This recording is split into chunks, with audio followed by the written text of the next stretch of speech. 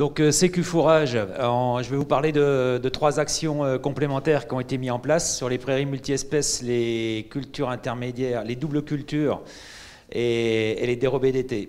Donc je suis à la Chambre d'agriculture de la Drôme et je suis chef de projet au nom de la Chambre de l'Isère, et donc ma présentation elle va reprendre l'ensemble des départements qui se sont mobilisés sur cette action.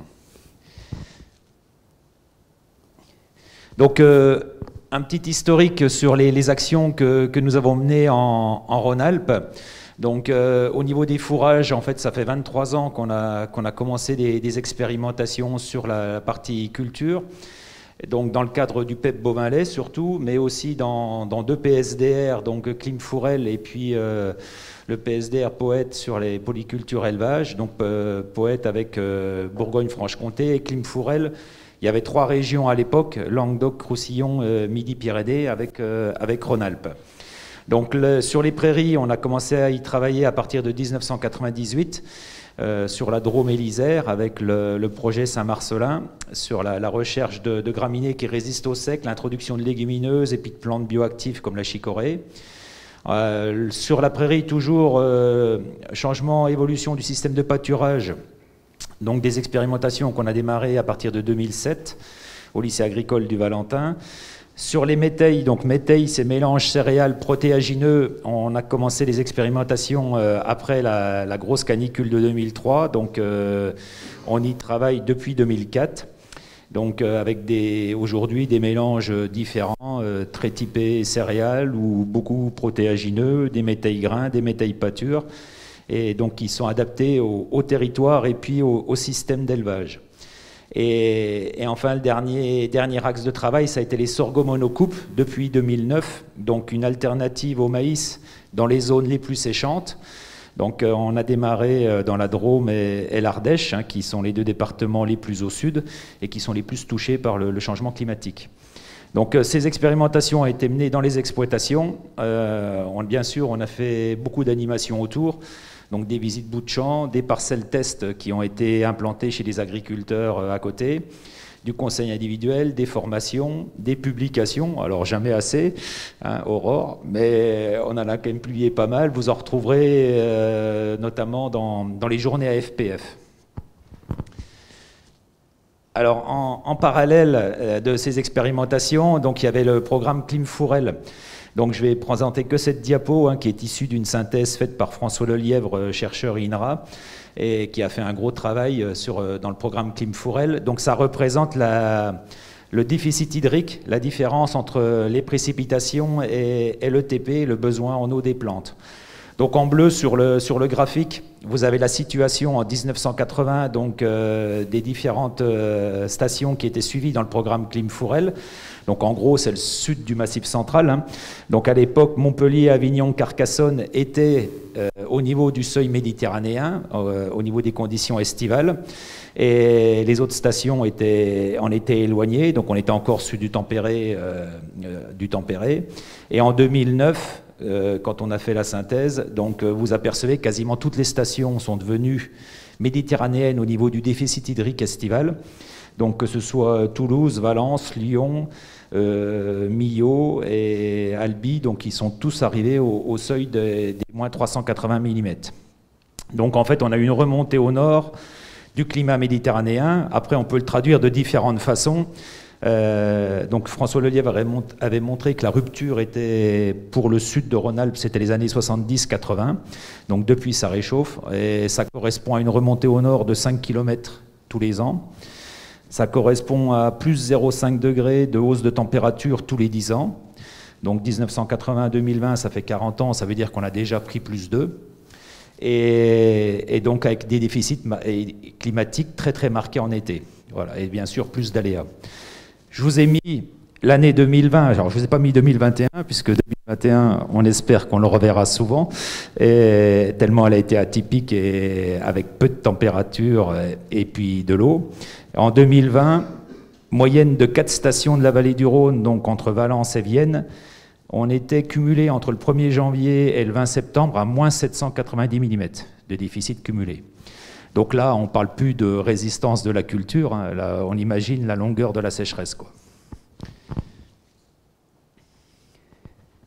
Donc Sécu Fourrage, en fait, la proposition qui a été faite aux différents départements de la région, c'était dans la continuité des expés qui avaient déjà été faites. Donc Sécu Fourrage au niveau prairies multi-espèces.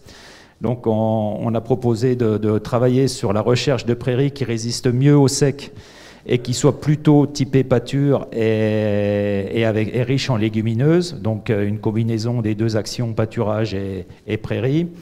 Au niveau de Sécu Fourrage double culture, donc c'est valoriser les atouts du métail qui se développent pendant l'hiver avec une culture estivale. Donc dans le programme, donc, on n'a pas mis que des sorgho monocoupes, hein. On travaille sur les sorgho multicoupes, mais aussi d'autres espèces, hein, comme le moa, comme le teff grasse, comme le millet.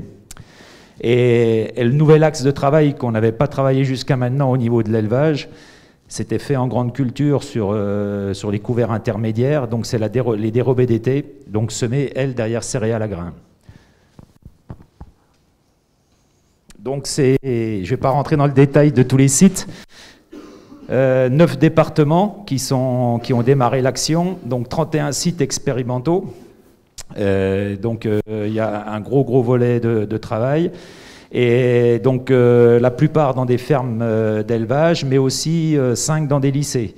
Donc le lycée agricole de Brioude, la ferme du Pradel, le lycée agricole du Valentin, la côte Saint-André, et puis le centre d'élevage de Poisy.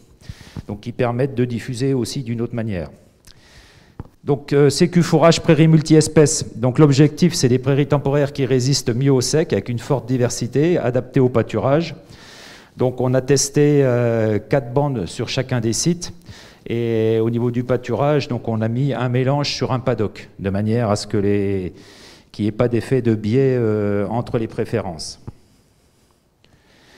Les sites, les départements qui sont engagés, donc 7 départements. Donc au niveau des élevages, on a tous les élevages sont représentés, hein, hormis les équins, donc du bovin lait, du bovin viande, du caprin et des ovins. Donc on avait ciblé l'action plus sur de la pâture, mais il y a des territoires où les prairies temporaires ne sont pas 100% pâturées, hein, par exemple l'Allier en bovin viande, donc on s'est appuyé sur les pratiques qu'ils ont, donc on est sur des prairies multi-espèces qui seront fauchées puis pâturées ensuite. Alors je ne vais pas vous présenter les résultats parce que les prairies ont été implantées à l'automne 2020 ou au printemps 2021. Par contre, ce qui est important, c'est la démarche, puisque c'est ça qu'on va tester au niveau de cet expé. Donc l'idée, c'est de reproduire la démarche qu'on a développée sur le PEP et au lycée agricole du Valentin depuis un peu plus de 20 ans. Donc sur la gauche, sur la droite de la diapo pour vous, vous avez un historique là, des actions que nous avons menées, quoi. De 97 à 2018. Donc au départ, dans la Drôme, les prairies, c'était des dactyles, raies gras, trèfle blanc dans la plaine de Valence, qui n'étaient pas des prairies très satisfaisantes parce que les espèces cohabitaient les unes à côté des autres, mais on n'était pas sur un vrai mélange prairial. Donc par rapport à l'objectif des agriculteurs qui était d'avoir de la pâture qui résiste mieux au sec, donc on a introduit dans ces 3 espèces de la fétuque élevée à feuilles souples et du lotier. Donc c'est comme ça qu'on a mis au point le mélange Saint-Marcelin qui est toujours semé 25 ans après et dont le nom a été déposé par le PEP bovin-lait et qui a été repris par un semencier. Donc ça a été la première étape. Ce mélange-là, on l'avait testé dans les expés qui ont démarré en 2007. On s'est aperçu qu'il était intéressant parce que par rapport à la récupération, quand la pluie revenait, le couvert reprenait bien la place. Par contre, en fauche, on faisait moins de rendement que des mélanges où il y avait de la luzerne, du sainfoin ou du trèfle violet. Donc on a fait des Saint-Marcelin luzerne, des Saint-Marcelin sainfoin, des Saint-Marcelin trèfle violet. En 2011, on s'est aperçu que les 3 prairies étaient bien pâturées par les vaches. Et donc en 2013, on est parti sur des mélanges Saint-Marcelin, plus luzerne, plus sainfoin, plus trèfle violet. En 2014, la dernière étape, ça a été d'introduire de la chicorée dans ce mélange-là. Donc le compromis qu'on a trouvé, c'est 500 grammes de chicorée par hectare. Et la dernière étape 2018, c'est l'introduction de trèfle annuel qui permettent de mieux couvrir le sol sur la phase d'implantation. Donc là, vous avez les différentes étapes qui ont permis de progresser dans l'amélioration de la prairie temporaire. Donc en fait, c'est cette démarche-là qu'on a voulu tester dans l'expérimentation. Donc la première étape sur chacun des sites qui ont été retenus, ça a été d'identifier un mélange local qui est beaucoup semé en ce moment et qui marchait bien jusqu'à maintenant, avec des conditions climatiques plus du passé que celles du futur. Donc ce mélange local, donc il y a eu un travail avec les éleveurs et les conseillers expérimentateurs pour le choisir. Après, la première étape, ça a été de le faire évoluer en introduisant davantage d'espèces qui résistent au sec, donc dactyles, fétuques élevés et lotiers notamment. La troisième étape, c'est de repartir de ce mélange de base et de le semer à 50, 60, 75% de la dose et de lui ajouter des légumineuses des légumineuses plus de fauche qui vont nous amener de la protéine et puis aussi du rendement en allongeant le temps de repousse. Donc là, on a introduit, selon les milieux, de la luzerne, parfois du sainfoin, mais pas souvent parce que les conditions ne sont pas toujours favorables, du trèfle violet ou du trèfle hybride, voire des trèfles annuels. Donc ça, c'est le mélange plus protéines. Et en fait, la quatrième bande, ça a été de reprendre ce mélange plus protéines et de lui mettre des plantes bioactives, chicorée et plantain notamment. Donc ça, c'est les 4 bandes qui ont été semées sur chacun de nos sites. Donc on n'est pas sur une répétition des mêmes mélanges sur tous les sites, puisqu'en fait le mélange local, il est différent quasiment dans tous les sites. Donc on a eu des mélanges locaux qui sont des associations à 2, voire des mélanges à 3, donc Régras trèfle blanc à Poisy, Régras hybride trèfle violet à Tournon, Brome luzerne au Pradel, et puis mélange dactyle Régras hybride luzerne à Brioude. Donc ça, c'est le mélange local. On l'a fait évoluer, donc forcément, on a un mélange de base qui va être différent, et donc le mélange protéines aussi. Et après, on a eu des sites, on est parti de mélanges plus diversifiés. Donc dans l'Ain, c'est fétuque des prés, Régras anglais, Régras hybride, trèfle blanc. Dans l'Allier, fétuque des prés, fétuque élevé, Régras, trèfle blanc, trèfle violet. Dans le Puy-de-Dôme, on est parti du mélange suisse MH430, où il y a déjà un peu de dactyle qui résiste au sec. Et puis terre froide dans l'Isère et dans la Drôme, on est parti du mélange suisse Famosa 44. Donc vu que les mélanges de départ, les mélanges locaux sont différents, forcément on a des bandes 3 qui seront différentes. L'objectif, c'est quand même la bande 3 qui est l'hypothèse scientifique, enfin c'est l'hypothèse de départ au niveau de l'expé, c'est que c'est la bande 3 qui va nous donner le plus satisfaction. Elle va amener du rendement grâce aux légumineuses, elle va avoir de la résistance au sec grâce aux espèces qu'on a introduites. Donc on a la même démarche sur chacun des sites, mais pas des bandes identiques. Voilà. Donc, suite à l'expé, on verra si cette démarche-là peut être reprise pour être appliquée dans les territoires qui ne sont pas concernés par l'étude et puis surtout sur chaque exploitation. C'est-à-dire que cette démarche-là, il faudra qu'elle soit reprise au niveau du conseil après sur toutes les exploitations. Pour profiter du réseau, on a repris les bandes 1 et 2 qui ont été semées au lycée agricole du Valentin. Donc elles vont être suivies dans le site le plus méditerranéen, sans irrigation, et donc dans une expérimentation en bloc avec fauché, et donc on va les faucher avec un rythme pâture. Donc ça permettra de simuler le climat prévu dans 5, 10, 15, 20 ou 40 ans, selon le site expé qui a été retenu au départ. Et enfin, donc certains des bandes 3 ont été reprises dans le programme Cap Protéines, qui est national et qui est mené par Arvalis et Institut de l'élevage. Alors, sur double culture, métail et sorgho, donc les semis de métail ont été faits à l'automne 2020 et donc ils ont été récoltés en 2021. Et donc derrière, à partir du 15 mai jusqu'au 15 juin, selon les sites en montagne, on a semé une deuxième culture, donc qu'on appelle sorgho, mais qui peut être un sorgho monocoupe, un sorgho multicoupe, mais aussi des moas, des millets, des teff ou des mélanges d'espèces. Donc ce domaine-là, il y a eu une bonne réponse par les différentes partenaires, puisqu'en fait on a 13 sites qui ont été implantés et 8 départements de la région qui sont concernés.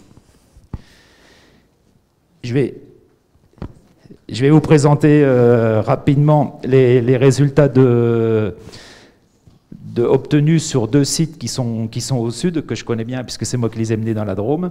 Donc un élevage ovin-viande en bio, donc avec une double culture métaille-pâture suivie de sorgho pâturé. Donc sur le métaille-pâture, on a eu cette année 4,5 tonnes de rendement, avec une valorisation à 100%, puisque vous voyez sur la photo, il ne reste pas grand-chose quand les brebis sont passées. Et derrière, donc sur le sorgho qui a été semé début juin, donc il y a eu 3 passages cette année sans irrigation, puisque l'irrigation a été naturelle. On a eu des rendements supérieurs à ce qu'on attendait. Et donc l'éleveur l'a valorisé avec des rations. En fait, il faisait 50% de la ration pâture de parcours et 50% sur les sorghos multicoupes. Et donc avec des rendements qui sont entre 6 et 7 tonnes et demie de matière sèche sur les sorghos. Ce qui fait qu'en bio, la double culture, elle a fait 12 tonnes de matière sèche. Dans le Nord-Drôme, donc ça c'est un de nos éleveurs référents au niveau du sorgho monocoupe. Donc vous avez une synthèse qui a été présentée à la FPF en 2018, il en fait partie. Donc cette année, les métailles début mai n'étaient pas jolies, hein. Ils faisaient 70 cm de haut seulement. Et le 27 mai, quand on a fait la récolte avant lui, donc on était à 1,40 m de haut, et avec un rendement exceptionnel, puisqu'on a fait 15 tonnes 3 de matière sèche. Sur un métail très céréal. Donc derrière, il a semé son sorgho donc le 1er juin. Et donc, au niveau sur le tableau, vous voyez les rendements sur les différentes bandes qui ont été testées. On est entre 13 et 17 tonnes de matière sèche, avec des taux de matière sèche qui vont de 26 à 35. Donc des rendements exceptionnels, avec des taux de matière sèche aussi qui ont été très bons, bien qu'on ait eu une année qui n'était pas très chaude. Donc on est sur une moyenne sur l'ensemble des bandes de 15 tonnes de matière sèche. Donc sans irrigation, 15 et 15, 30 tonnes de matière sèche. C'est quasiment le double de ce que l'on avait habituellement, quoi. Donc l'année 2021, elle restera dans les annales. Donc au niveau, on a des sites où le sorgho monocoupe a été semé dans des secteurs où il n'était pas présent jusqu'à maintenant. Donc là, ça va être intéressant de voir la synthèse par rapport aux températures, les rendements qu'on va obtenir et surtout les taux de matière sèche, puisque en dessous de 26%, le silo il va couler et en perdant les jus, on perdra les sucres, on perdra l'énergie. Donc l'enjeu, c'est il y a le rendement, mais il y a aussi le taux de matière sèche. Autre intérêt de la double culture, on s'est aperçu que cette année, avec le mois d'avril très très froid, les métailles pâtures ont été intéressants pour pouvoir faire pâturer les animaux, alors que les prairies n'avaient pas trop poussé, quoi. Alors sur dérobé d'été, il y a moins de départements qui se sont engagés. C'est plus ceux du sud de Rhône-Alpes, ceux qui sont le plus touchés par le changement climatique, qui veulent tenter le coup de faire une culture fourragère après une céréale à grains. Donc je vous présenterai quelques éléments de la synthèse de 2020 qui étaient très intéressants par rapport à la sécheresse. Pour notre expé, bon, moins pour les agriculteurs. Donc en 2020, on a eu peu de pluie, puisque vous voyez la pluie qui est tombée 60 jours après le semis. Sur nos sites, on était entre 26 et 106 mm. Donc 26 ou 30, ça fait très très peu de pluie. Et en plus, on a eu des fortes températures, donc des ETP très importantes. Quand on fait l'ETP du 1er juillet au 15 septembre, au lycée agricole du Valentin, on était à 497 mm de besoin en eau. Donc beaucoup plus que les 58 qui sont tombés. Et donc il y a 3 sites qui étaient irrigués. Donc même quand on tient compte de l'irrigation, on a des déficits hydriques 2020 qui étaient vraiment importants, entre 300 et 400 mm. Au niveau des résultats, donc sur les 10 sites, il y en a 2 qui n'ont été ni récoltés ni pâturés, où il n'y a vraiment pas eu de production. 3 qui ont fait une petite production qui pourrait satisfaire des gens qui font de la dérobée culture intermédiaire pour nourrir le sol, mais qui n'était pas intéressante à récolter. Et en fait, il n'y a qu'un site sur 2, il n'y en a que 5 qui ont eu un rendement, dont 2 qui étaient irrigués. Donc on est quand même sur des cultures qui sont vraiment aléatoires. Et quand je dis les sites qui ont donné un rendement, vous voyez les niveaux de rendement. Pour les sites qui ont réussi, on était entre 2,5 tonnes et 4,7 tonnes de matière sèche. Donc rien à voir avec les rendements 2021 qu'on a obtenus en double culture. Donc en conclusion, l'intérêt d'un réseau sur trois actions comme ça, c'est d'obtenir de l'expertise locale, que ce soit au niveau des éleveurs, mais aussi des conseillers expérimentateurs, puisqu'en fait on bénéficie des résultats des autres obtenus dans les autres départements, notamment les départements qui sont plus séchants aujourd'hui et qui seront les conditions peut-être de demain. Le partenariat avec les semenciers, j'en ai pas parlé parce que j'avais que 20 minutes, donc je les ai pas cités, mais il est essentiel, il nous aide dans le choix des mélanges, il se déplace lors des visites, il participe aussi à la synthèse, et donc on a vraiment un échange important qui nous permettra aussi de gagner du temps dans le conseil, puisque soit ils ont dans leur gamme quelque chose qui est intéressant, soit ils vont faire évoluer leur gamme en fonction de nos résultats. Et donc au niveau des dérobés d'été, par rapport au côté aléatoire, on est plutôt sur une logique de minimiser les coûts et de partir sur des semences peu chères et plutôt avec un objectif de pâture pour réduire le coût de la récolte. En double culture, il y a un vrai potentiel, et avec des systèmes très différents. Je vous en ai présenté que 2, mais il y a vraiment eu des méthodes différents, des doubles cultures différentes. Donc là, il y a un vrai potentiel pour tous les types d'élevage de la région. Et en prairie multi-espèces, donc on est seulement au démarrage. Ce qui est sûr, c'est que les 4 bandes, elles sont bien différentes les unes des autres. Donc on verra si on a des sécheresses les 3 années qui restent. 2021, ça a facilité l'implantation. Donc, s'il y a des bandes qui ne marchent pas, ça ne sera pas à cause d'une année climatique mauvaise en première année. Voilà. Après, sur la prairie, le souci qu'on a, c'est que les programmes pépites sont prévus sur 3 ans. Donc, on aura des résultats 2021, des résultats 2022, et il nous faudra des résultats 2023-2024, puisque la récupération qui a été présentée par l'INRA, elle sera vraiment intéressante à mesurer en 4e année. Voilà. Merci Jean-Pierre. Du coup, on va poursuivre donc avec Vincent Vigier sur le semi-direct de métail dans les prairies vivantes. Bonjour à toutes et à tous. Je me présente à vous, Vincent Vigier, Chambre d'agriculture du Cantal. Je suis donc conseiller spécialisé en bio et référent fourrage toujours en bio pour la région Auvergne-Rhône-Alpes.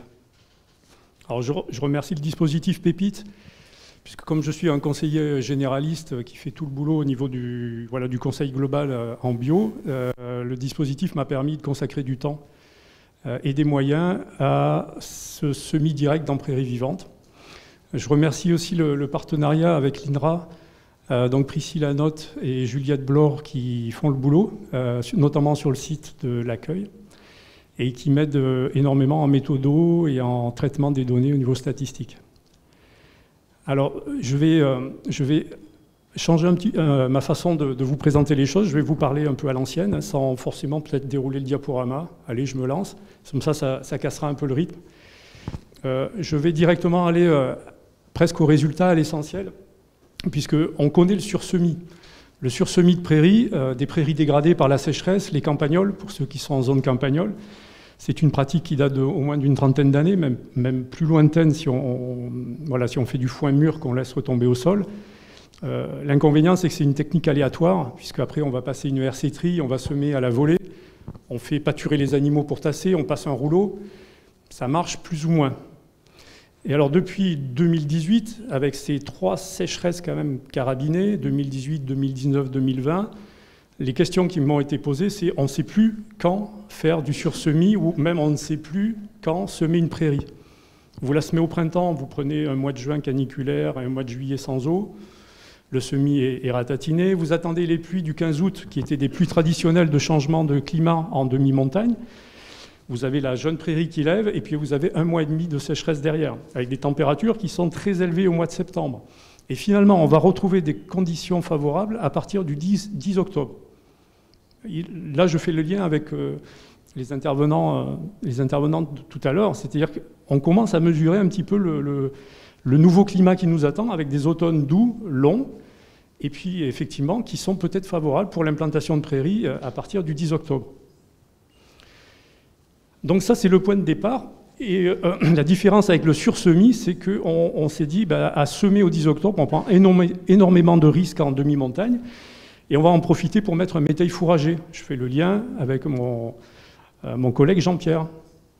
Et puis si je fais le lien avec Catherine Picon-Cochard, on voit que les prairies se régénèrent dès qu'elles sont réhydratées, mais plus ou moins avec succès. Et à l'échelle d'un agriculteur, 2-3 ans de sécheresse, ça peut être catastrophique en termes de renouvellement des stocks, renouvellement des prairies. Donc il faut accélérer ce que peut faire la nature. Donc je fais le lien avec tout ça, et qu'est-ce qu'on fait? On prend un semoir, on met des métails fourragés, on met des graines fourragères, et roule ma poule, on sème. Alors, je vais aller directement au résultat. Après, si vous êtes sage, mais j'ai l'impression que vous êtes sage, vous aurez peut-être droit à un film de 2 minutes qui a été primé à Cannes dans la catégorie Arts et essais végétaux. C'était le seul film en compétition, donc vous aurez droit au film. Parce qu'en fait, le film va vous montrer un petit peu ce que c'est que du matos. Le matériel, en fait, nous a apporté beaucoup d'évolutions favorables pour faire cette technique. Donc je résume. On met des graines fourragères, enfin des métails fourragés, on met de la prairie, on sème et on regarde ce qui se passe. Alors en termes expérimentaux, moi j'ai 3 sites expérimentaux, dont un à l'INRA de l'Accueil, j'en ai un autre à Margeride à 1100 mètres, et j'en ai un autre au lycée agricole d'Aurillac à 600 et quelques mètres.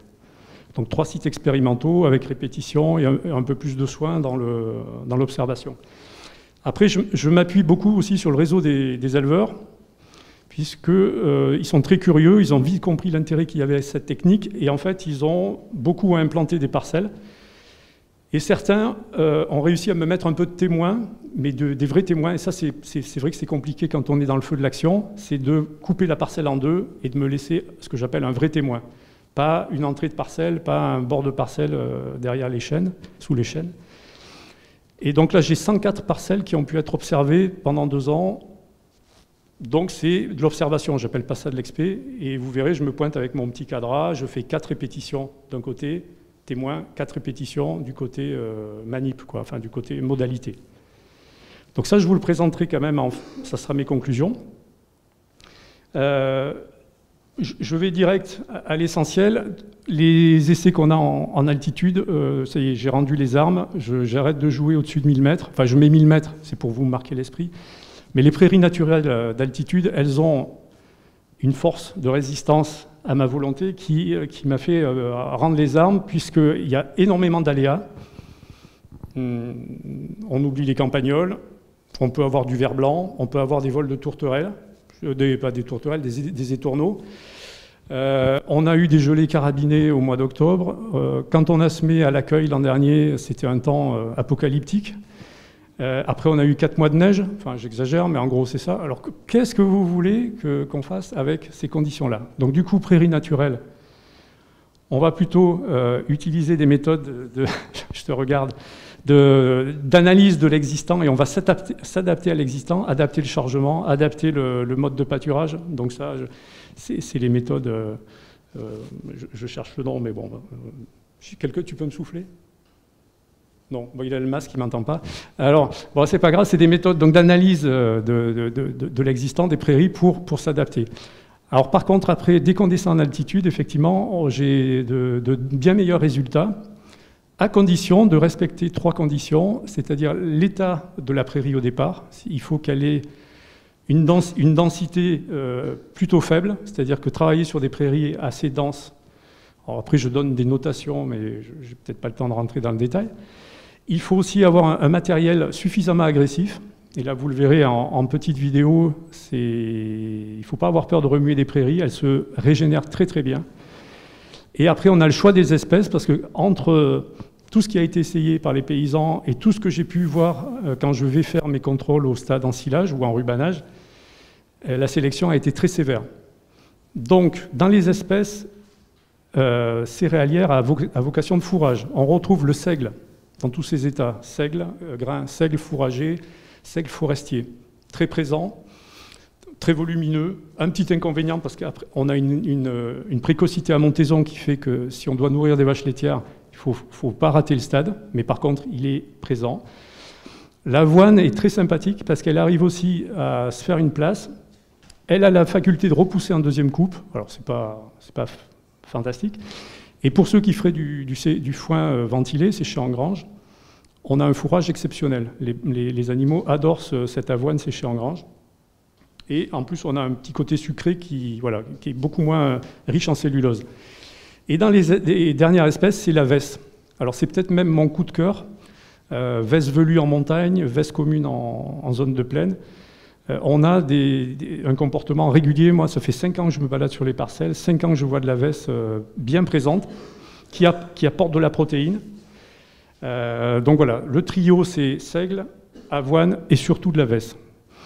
En espèces prairiales, mes agriculteurs ont tout essayé, avec des envies folles de mettre de la fléole au 10 octobre, du dactyle, etc. On oublie et on reste sur des bases régras, trèfle violet, trèfle blanc géant. Le trèfle blanc géant se comporte très bien. Pour finir, avant le film, c'est jouable le film? Je ne me rends pas compte. Ouais, c'est jouable. Mes travaux, enfin mes publications, ont intéressé les collègues de l'Ouest. C'est pas par hasard. Donc tout ce qui est Normandie sont en train de mettre en place des essais dans les fermes expé, chez les paysans. Pays de Loire aussi, ça les intéresse beaucoup. Alors l'avantage qu'ils ont, c'est qu'ils vont pouvoir se payer des implantations de dactyles, de fétuques élevés comme le préconise Catherine Picon-Cochard. C'est des espèces qu'on retrouve qui se régénèrent très vite. Sauf que nous, en demi-montagne, pour l'instant, ça reste un peu risqué.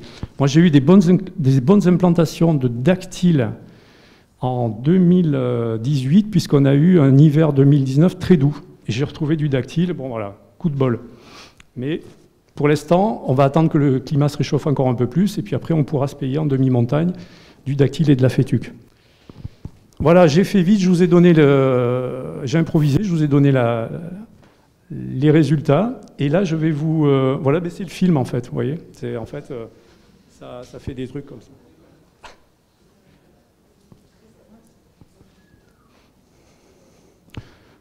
Alors, effectivement, c'est dans la catégorie labo, en fait. C'était pas... donc, on va... Non, c'est pas grave, hein. Ah bon? Ah, monsieur, il fait des signes. Ah, ça, c'est bon, voilà. Bon, je me tais, mais... Bon, c'est pas grave, je peux faire le bruit du semoir. Bon, en fait, ça grince. Nous avons alors, testé plusieurs matériels de semis, du combiné herse rotative semoir à des matériels de semis direct.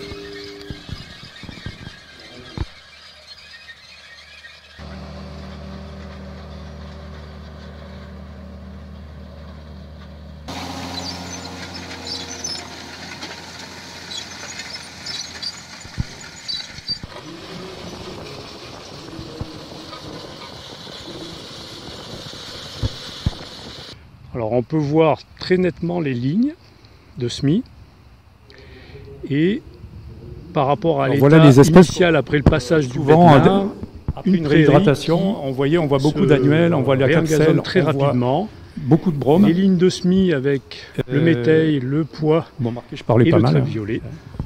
Et vous pouvez voir l'allure générale. Prairie naturelle qui s'est malheureusement regarnie avec du brome mou. Beaucoup de capselles. Qu'est-ce que je vois encore? Un peu d'aquilé, un peu de trèfle blanc, le semis direct, très dense et très riche, comme on le verra sur une prochaine vidéo. Voilà, nous voilà très clairement qui a été semé par les agris au départ. Bon, pas toujours en grande quantité. Le trèfle blanc géant. Et des fois, on retrouvait des espèces qui n'avaient pas. Normalement, il y a du régras. Mais Alors, voilà discret à la une parcelle vidéo, qui est particulièrement le réussie. seigle épié Donc c'est pas forcément un témoin. et la veste. La partie semis et la partie témoin. Alors, du coup, on va passer la parole tout de suite.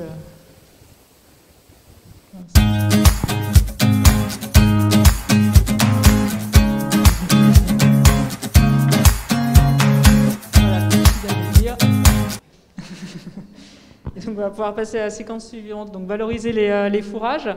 Donc, avec top ensilage d'herbe, donc va vous présenter Michael Coquard. Donc, bonjour à tous, Michael Coquard, moi je vais me présenter rapidement. Je suis conseiller prairie système fourrager à Rhône, conseiller élevage. Et du coup, je vais vous présenter l'expé top ensilage d'herbe qu'on a mené il y a déjà quelques années, puisqu'on a démarré en 2017 pour à peu près pour conclure les dernières. C'est une expé qu'on a mené sur 4 années et qu'on a terminé en 2020. Rapidement, alors pour remettre un peu de contexte, voilà.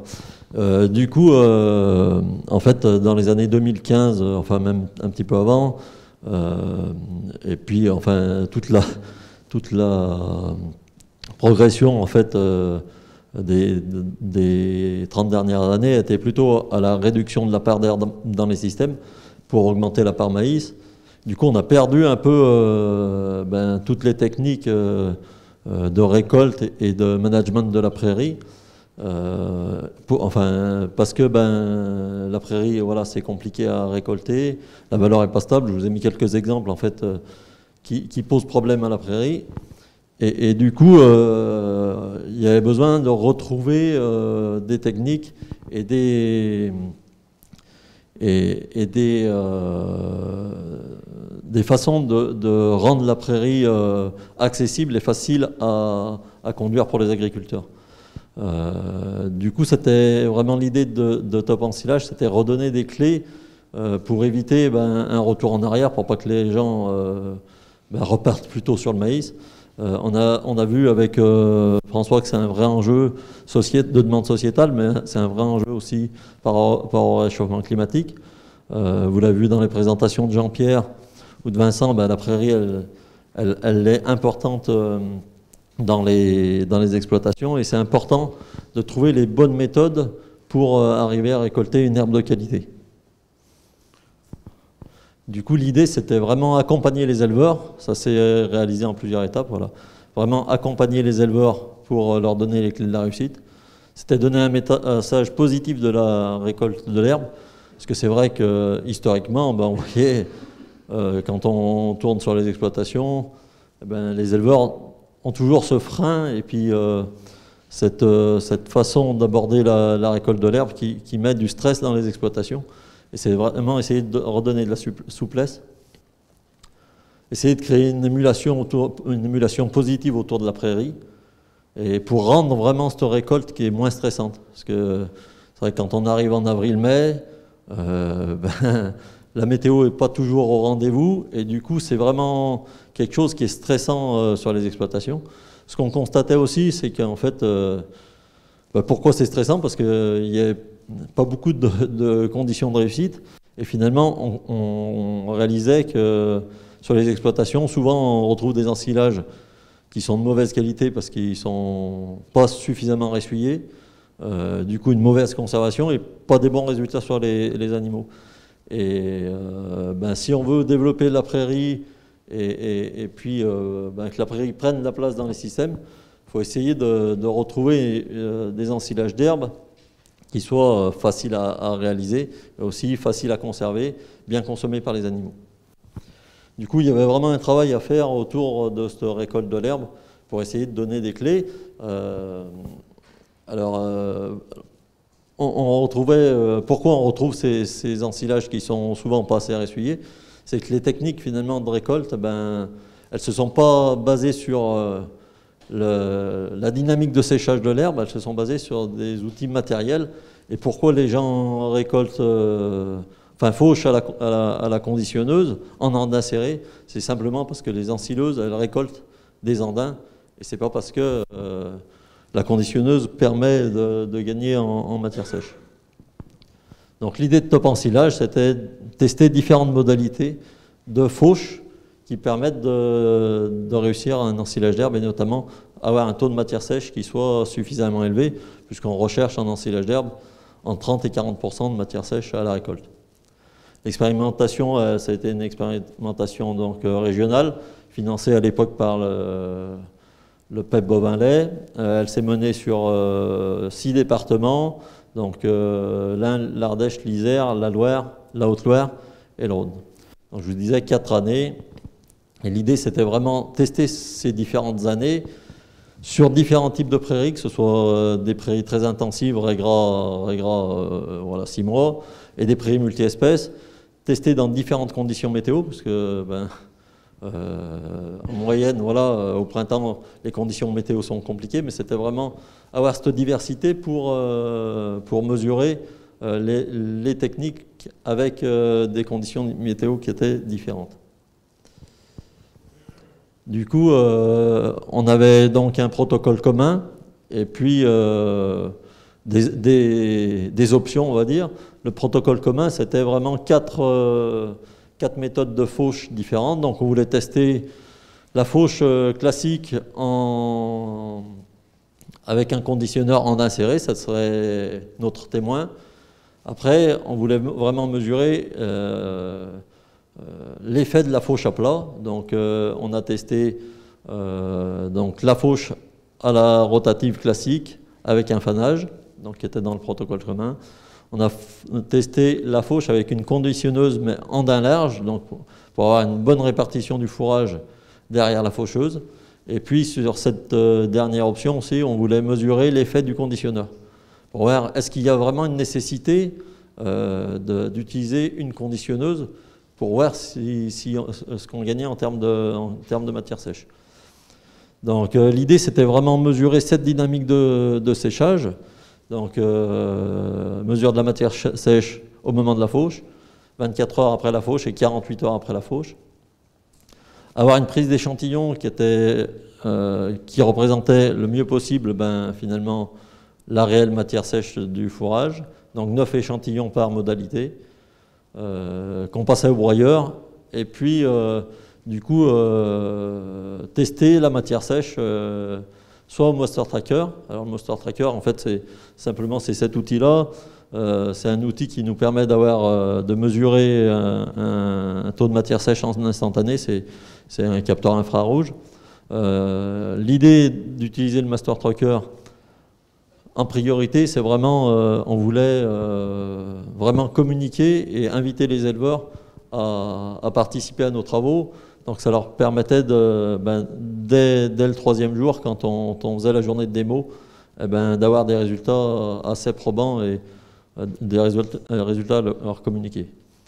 On a aussi utilisé dans certaines situations laitue, parce que des conseils élevage n'avaient pas le Moisture Tracker. Donc en gros, sur les 4 années de suivi, on a réalisé une quinzaine de sites en suivi. Du coup, la première journée, les 2 premières journées, où c'était les conseillers, les techniciens qui faisaient les mesures, et puis la 3e journée, juste avant la récolte, donc on invitait les éleveurs. Donc en gros, on a eu entre 15 et puis une centaine d'éleveurs suivant les journées pour leur présenter les résultats. Et visuellement, ils pouvaient mesurer en fait ces taux de matière sèche qu'on avait pu mesurer au Moisture Tracker. Donc, qu'est-ce qu'on a sorti comme résultat et du coup, ça a confirmé vraiment ce qu'on retrouve dans la biblio. Mais c'est vrai que la biblio, elle nous décrivait un peu ces résultats, mais sur le terrain, ce qu'on voyait, c'est quand même que les éleveurs avaient du mal à faucher à plat, finalement, à exposer au soleil. Donc les grands résultats, c'est quoi? Sur la première coupe, donc 9 fois sur 10, la fauche à la conditionneuse en daim serré ne permet pas d'avoir une matière sèche suffisante. Ça, c'est vraiment ce qu'on réalise, ce qu'on constate sur les exploitations. Hein. Quand on fauche avec une conditionneuse en daim serré, il faut qu'on ait un temps exceptionnel pour arriver à un petit 30 de matière sèche. Alors que si on a un temps qui est un peu comme aujourd'hui, on est sûr de faire du 20-22% de matière sèche, et ça, c'est pas suffisant pour avoir un ensilage d'herbe de qualité. La grosse comment dire, enfin, le plus gros facteur qui nous a permis de donner ces résultats, c'est vraiment la surface d'exposition au soleil le jour de la fauche, qui est le facteur numéro 1 pour permettre un bon ressuyage du fourrage. Donc dans l'idéal, c'est plus de 85% d'exposition, c'est-à-dire que derrière la faucheuse, il faut que je répartisse le plus mon fourrage au soleil pour qu'il puisse sécher. C'est simplement ça un effet, sur la dynamique de séchage, c'est un effet qui est connu, puisque l'exposition au soleil permet de conserver des stomates ouverts et permet une bonne évacuation de l'eau. Donc ça jusqu'à 35%. Au-delà de 35%, le conditionnage amène un plus, parce qu'il permet à l'eau de traverser la cuticule, mais c'est vraiment au-delà de 35%, et quand on est en ensilage d'herbe, on ne recherche pas forcément ces 35%, on recherche autour de 30%. Donc le conditionnage pourrait être intéressant pour de l'enrubanage. Une autre connaissance, c'est que l'endénage doit intervenir juste au dernier moment avant l'ensilage, pour essayer de maximiser cette période où les stomates restent ouverts. Et puis c'est de faucher haut, donc entre 7 et 8 cm, pour permettre à l'air de passer sous le fourrage. La réussite qu'on a eue avec cette expé, c'est vraiment mettre en avant ce qu'on retrouvait dans la biblio, et puis c'est surtout cette phase de communication qu'on a pu avoir, puisqu'on a à peu près, sur ces 15 journées, on a eu à peu près 400 éleveurs qui ont participé à nos journées. C'était une expé au niveau national qui n'avait jamais été faite, donc on a pu être sollicité par la presse régionale et la presse nationale pour publier les résultats, et puis aller faire des enquêtes même chez les éleveurs de la région. Et du coup, c'est vrai qu'aujourd'hui, si on reprend sur les départements, c'est une technique qui s'est mise en œuvre rapidement sur les exploitations, puisqu'on retrouve un bon nombre de nos exploitants qui aujourd'hui n'utilisent plus la faucheuse conditionneuse et utilisent plutôt la faucheuse traditionnelle pour faire de l'ensilage, et du coup qui sont équipés en endaineur gros débit pour pouvoir le passer juste devant l'ensileuse et optimiser les conditions de récolte. Voilà pour cette expé qui a permis d'avoir un retour terrain, je trouve, assez rapide. Merci Mickaël. Du coup, on va poursuivre avec Jean Zapata. Tac. Puis on va remettre ça aussi.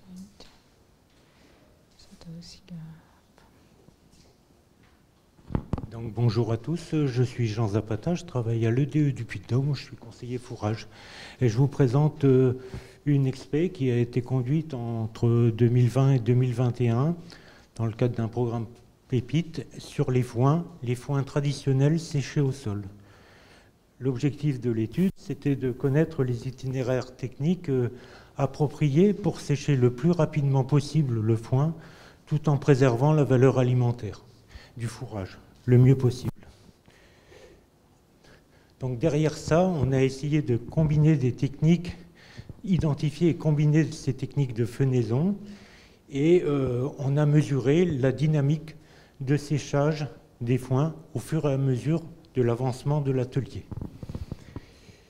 Donc l'originalité de la méthode, c'est qu'elle a été partagée par les départements qui ont accepté de faire. Donc on est sur la zone Fidocle, et 5 départements ont pu réaliser cet essai, et ça représente 12 parcelles, 7 en 2020 et 5 parcelles en 2021.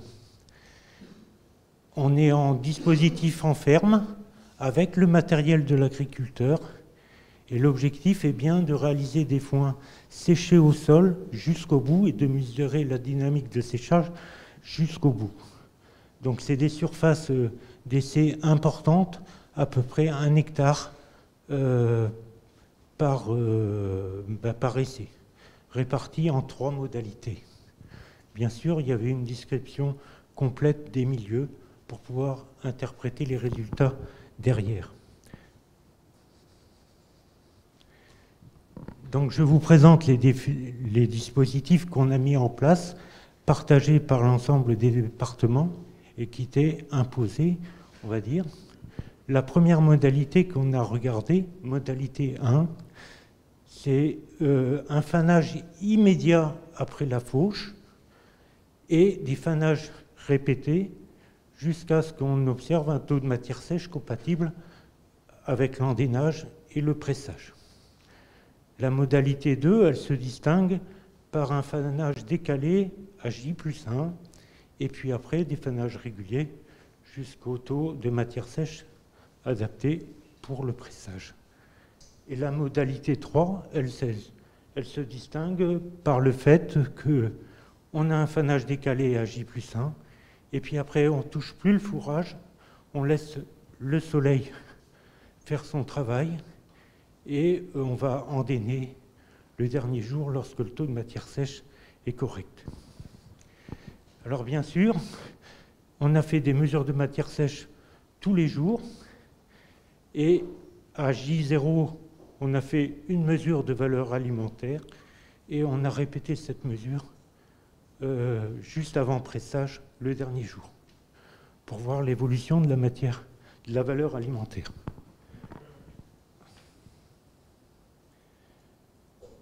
Bien sûr, on est en situation élevage, et donc il faut bien avoir en tête que forcément le matériel de départ était sujet à... Comme là, certaines parcelles, on s'est retrouvé avec un troupeau d'ovins qui est passé au milieu de la parcelle, donc on n'est pas en situation expérimentale. Voilà. Ces photos pour expliquer aussi tout le travail sur la phénologie des prairies, les stades de développement des herbes, enfin, on a bien mesuré ce stade-là au moment de la récolte, la proportion de graminées légumineuses pour interpréter les valeurs alimentaires.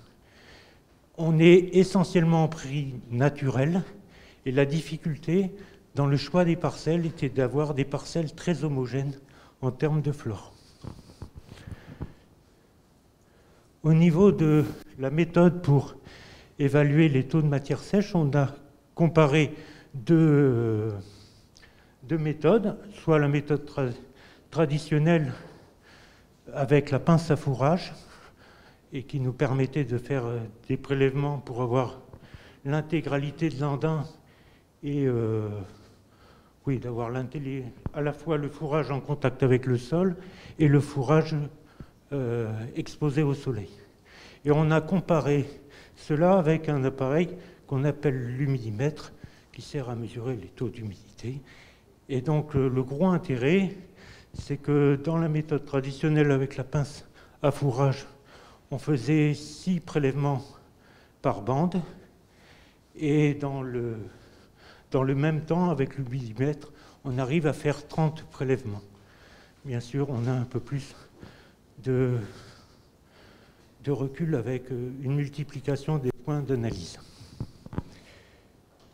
Alors, qu'est-ce que ça donne? Au niveau du séchage du foin, en 2020, eh bien, on a quelque chose qui correspond bien à ce qu'on attendait, c'est-à-dire que le fanage immédiat, c'est la courbe bleue, ça nous a permis d'obtenir un foin plus sec plus rapidement. Et vous voyez que la modalité 3, la courbe verte, nous a permis de ramasser un fourrage sec, mais avec un jour de plus. À noter que là, tous les fourrages, en 2020, présentaient un taux de matière sèche au bout de 24 heures de plus de 50% de matière sèche. On était dans des situations exceptionnelles sur sol sec, avec peu de rendement.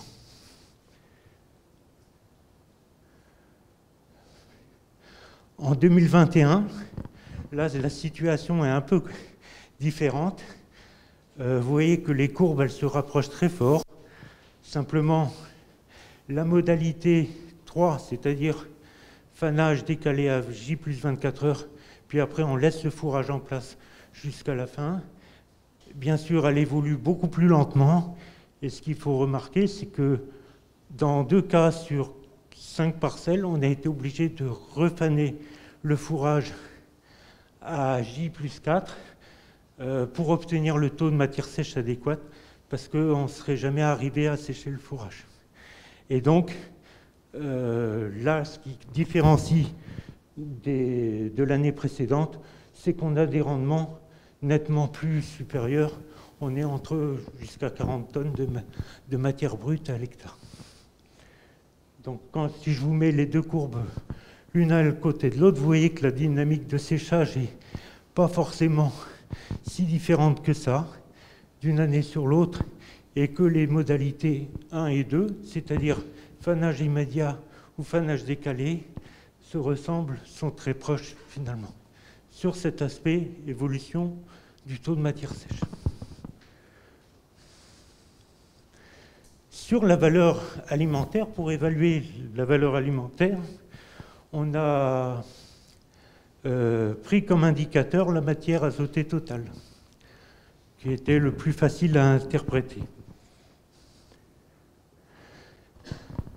Quand on regarde, je vais vous expliquer ce schéma-là, vous avez là une différenciation sur 3, à la fois en 2020, c'est-à-dire les couleurs vertes et orange. J'ai différencié les fourrages qui étaient fauchés précocement en vert des fourrages fauchés tardivement. Fauche précoce, c'est-à-dire avant 900 degrés, et fauche tardive en orange, plus de 1200 degrés. Vous remarquez que le taux de MAT au départ, les couleurs plus sombres, est plus élevé, bien sûr, on est autour de 12 de MAT, et la perte de matière azotée, là, se révèle de 4% pour les fauches précoces en 2020. En 2021, c'est aussi une fauche précoce, et on est autour de 4% aussi. Pour les fauches tardives, plus tardives, là, la perte est de 21%. Ce qui indique que si on a secoué le foin énormément, on a une perte de feuilles plus importante.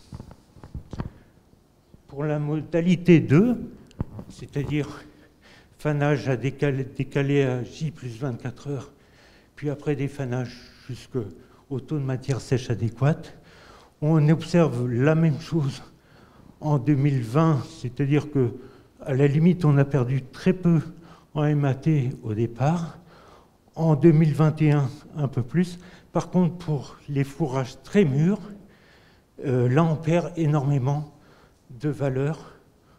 C'est-à-dire que là encore, si je secoue mon fourrage mûr, je vais avoir une perte de feuilles importante.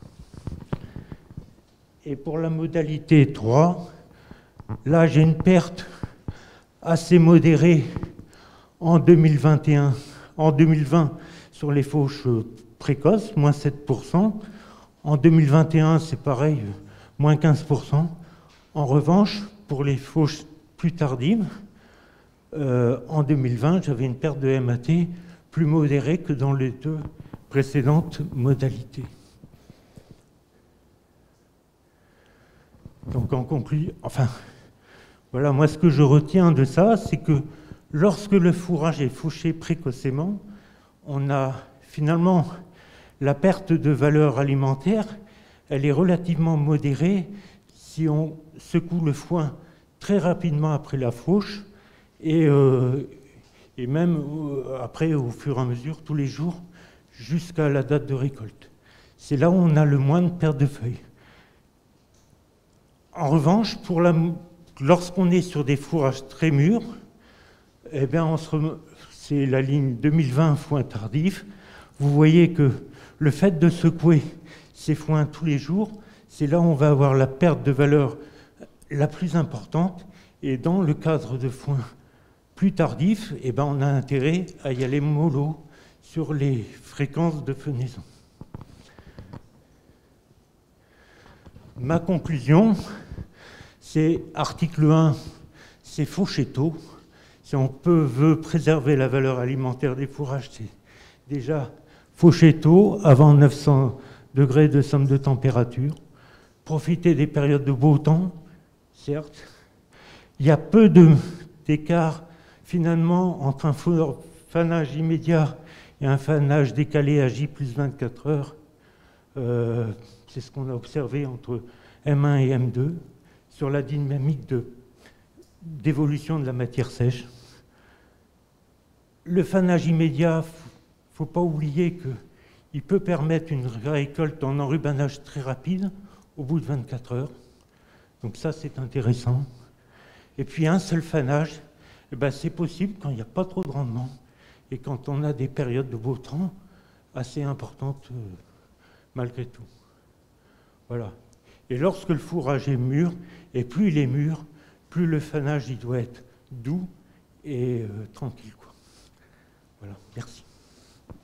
Merci Jean. Du coup, pour la suite, je crois on va passer la parole à Fabien Faugeroux donc, et Christophe Berthelot.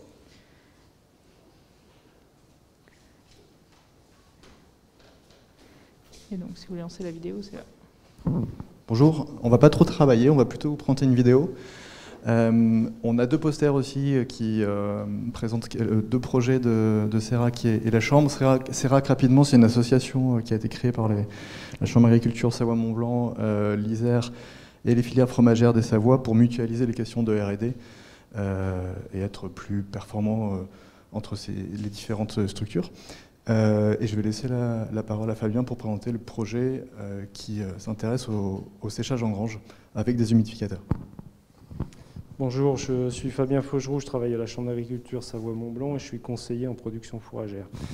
On a voulu étudier ce que valaient les séchages en grange avec des humidificateurs parce que depuis à peu près 4 ou 5 ans, ces techniques-là arrivent dans nos départements et avec des promesses de résultats qui sont phénoménales. Donc tout simplement, on a voulu voir si ces promesses-là se vérifiaient sur le terrain.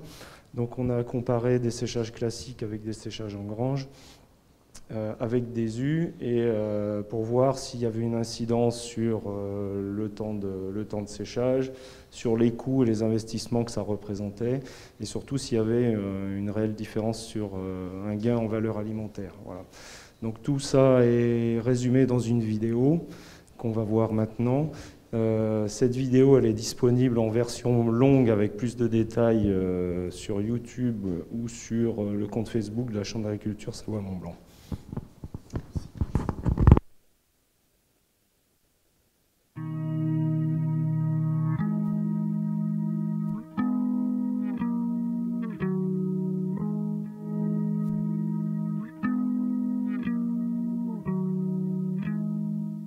Dans les Savoies, depuis 3-4 ans, de nouvelles technologies de déshumidificateurs se mettent en place et les producteurs qui souhaitent investir se posent de nombreuses questions. Quel est le niveau d'investissement supplémentaire par rapport à une installation de séchage classique? Quel est le coût de fonctionnement d'une installation? Diminue-t-on le nombre de fanages et d'endénages? Produit-on des fourrages de meilleure qualité? Quel est le retour sur investissement? Pour répondre aux producteurs qui s'interrogent sur les techniques de déshumidificateurs, la Chambre d'agriculture Savoie-Mont-Blanc et CERAC ont réalisé une étude entre 2018 et 2020.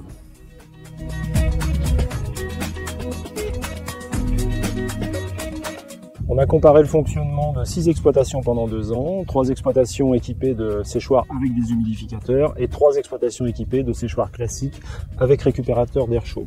Pour pouvoir comparer les exploitations dans les mêmes conditions, nous avons constitué des binômes dans 3 petites régions de la Savoie et de la Haute-Savoie. Chaque binôme comprend 2 exploitations ayant les mêmes caractéristiques, à la différence près qu'une est équipée avec un déshumidificateur, l'autre avec un séchage classique. Attention, les résultats présentés sont à relativiser au regard du faible échantillon d'exploitation suivi. Notre étude présente néanmoins des tendances intéressantes.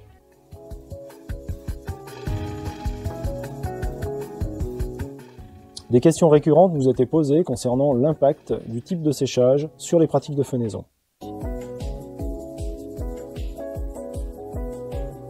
Si l'on compare les pratiques de fanage et d'endénage des 2 types de séchage, on n'observe aucune différence dans notre suivi. Alors pourquoi n'observe-t-on pas une diminution du nombre de fanages et d'endénages pour les exploitations équipées d'un déshumidificateur? Ce que l'on observe, c'est que les pratiques ne dépendent pas du type de séchage, mais plutôt du profil de l'agriculteur. Un agriculteur qui va vouloir engranger des fourrages assez secs pour diminuer sa consommation électrique, tout en limitant le temps de séchage au sol pour optimiser la qualité de son foin, réalisera le même nombre de fanages et d'endénages qu'un séchage classique. Un agriculteur qui souhaitera exploiter pleinement son installation limitera le nombre de fanages et d'endénages, quel que soit le type d'installation.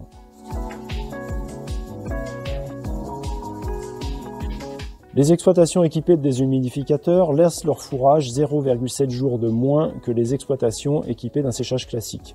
Nous verrons si ce facteur influe sur la valeur alimentaire des fourrages analysés.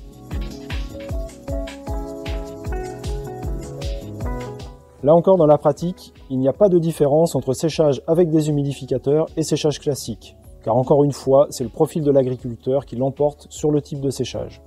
Les agriculteurs économes rentrent des fourrages de 70 à 75% de matière sèche. Les agriculteurs qui souhaitent exploiter pleinement leur installation rentrent des fourrages à 65% de matière sèche. Il ne paraît pas intéressant de mettre au séchoir des fourrages avec un taux de matière sèche inférieur à 60%, car le coût d'électricité pour le séchage dépasse 40 € hors taxe par tonne de matière sèche. Et de plus, il existe un risque de mauvais séchage si la quantité de fourrage mise au séchoir est trop importante.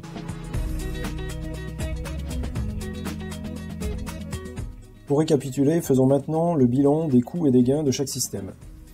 Pour les coûts, si l'on additionne les équipements de séchage et le coût de fonctionnement, on arrive pour les séchages classiques à un coût moyen de 19 € par tonne de matière sèche, avec un écart de 10 à 28 €.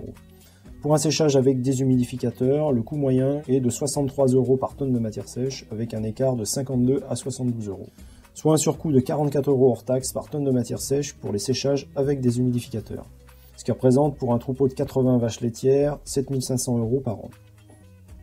Si maintenant on regarde du côté des gains, on a vu que pour les pratiques de fenaison, le nombre de fanages et le nombre d'endénages étaient identiques pour les deux systèmes.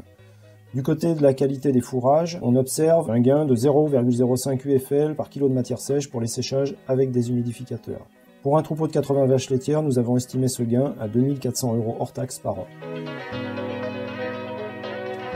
En conclusion, le séchage avec déshumidificateur est une installation permettant de sécher des fourrages pendant des périodes défavorables au séchage classique. Cet équipement est intéressant sur les secteurs où la pluviométrie est importante pendant les périodes des foins. Statistiquement, sur nos départements, le séchage avec déshumidificateur apporte une sécurité 1 an sur 4 à 1 an sur 5. Le séchage avec déshumidificateur représente un investissement supplémentaire de 93 000 € hors taxe.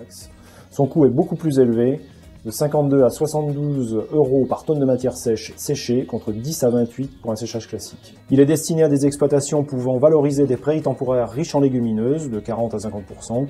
Il est donc moins adapté à des exploitations 100% prairies naturelles. Le séchage ne fait pas de miracle, la valeur alimentaire d'un fourrage provient avant tout de la composition des prairies. Cette étude nous a permis de déterminer des tendances qui devront être confirmées par un échantillon plus important de données.